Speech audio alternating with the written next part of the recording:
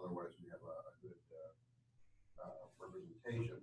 So when we started this process, which at this point now was what, 5 years ago or something, we really discovered, interestingly, as we got together with primary care and mental health, we didn't really know the same language. We thought we did.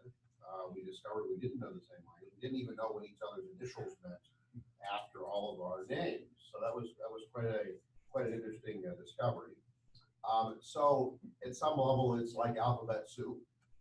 And our goal initially, it took more than just one meeting, for sure, was to start talking the same way. What are we really talking about? Are we saying the same stuff so we can communicate? So we're all in the same broad profession, but within those separate silos, and they really have been treated like silos for way too long. We're trying to fix that, obviously, like with this ECHO integrated care.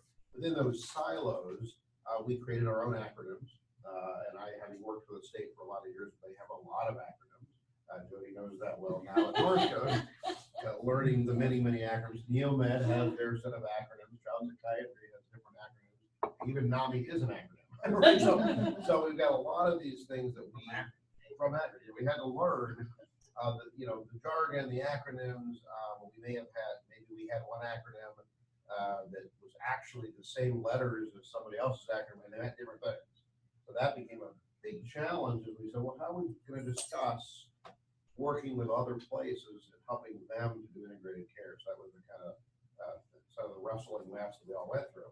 So as you look at your team, and we really suggest people take a good look at this at Beachbrook and North Coast and everywhere else, is to really get a sense of who's on your team, and then really take some time to learn what their initials mean, because that tells you something. Usually when they describe it, a little background. What kind of education do they have? What do they expect to do in their role? So that when you're on the team, you can all, as Russell said already, you're really looking to value everybody's opinions, but also have a sense of where they're coming from. What's their, not only what was their education, what's their experience been. We've all been in different settings, and many teams have people, got some people maybe fresh out of their education. You've got others who may have been doing it for 30 years, right? So that's a real issue. And so generally with a healthcare team, you're going to have a physician, and he or she will be there sometimes a lot, sometimes fleetingly, depending on the type of team it is, because they may be, a physician on 4 teams. Pharmacists we've found, and Sarah's taught us a lot with that, huge value in pharmacy being on the team. We did some of that at North Coast. They did some good medication education, which came to some of our teams. But in retrospect, we didn't do enough. Actually, I learned that as we put this team together. Nursing, in this case, both nurses and nurse practitioners now, which are we have that on another slide, is sort of members you might not be used to having, right? Where it's an up and coming profession, more and more of them, more and more in both primary care as well as in psychiatry type care. You're going to have people that are in therapist roles.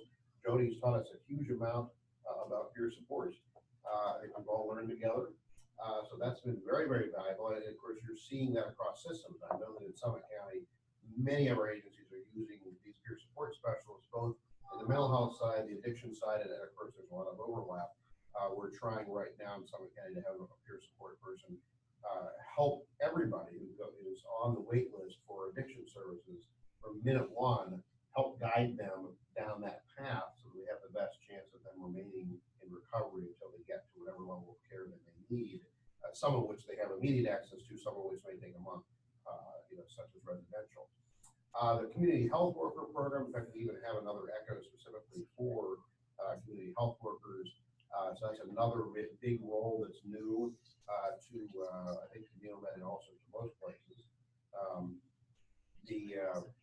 And then case managers or care managers, depending on how you look at it. When we went through the potential health home role, which didn't ever quite happen, they were, letterman was changing the case manager to care manager, the S to the R, but that really was a lot different than just a letter change. So we really were talking about that.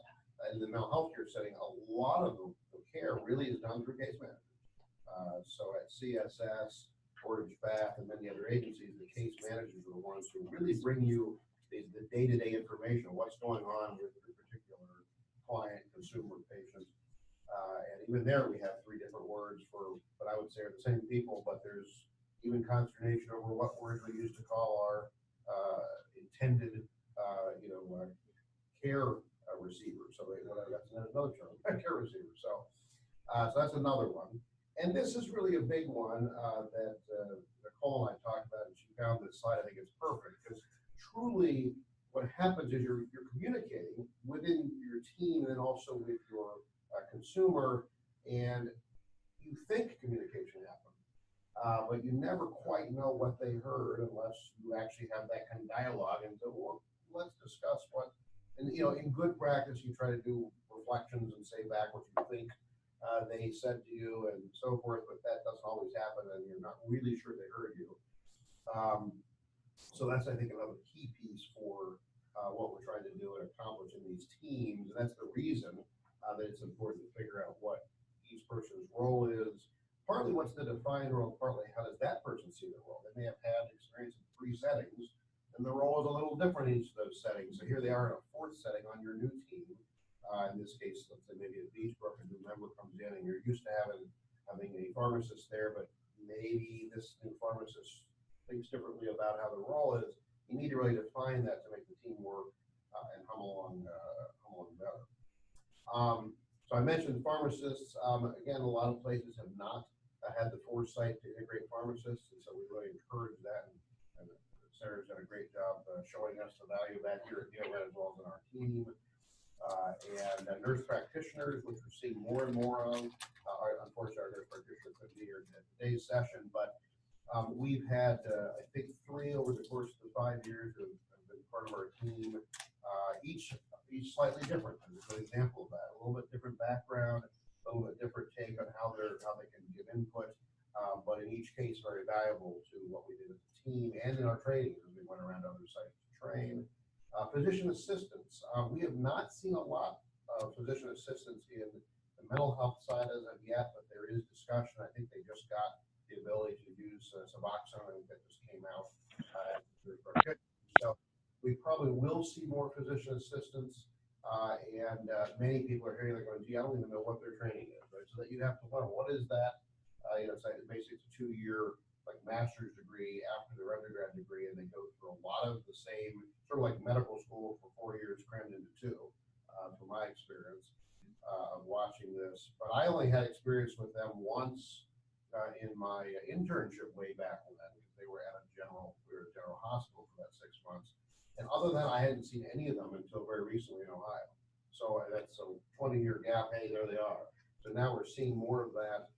That's another group. We've not had them on the team as of yet, but I suspect that could happen over time. And of course, peer supporters, which, as I mentioned, Jody has taught us a lot. No doubt we have to have peer support there. And then having the family represented, which I didn't add to the slide, but like not. So having people come in and give a perspective, historically we didn't get that. I didn't get any of that in my residency training. I don't know if Dr. Spalding did, but it was not common. And you might bring a family member into the team to get some information and have a conversation, but it's not the same as having a family member who's outside of that, but has lived experience. And then, hold on, let me tell you how they're seeing this or how they're hearing this, or again, it gets back to that slide about whether communication is taking place.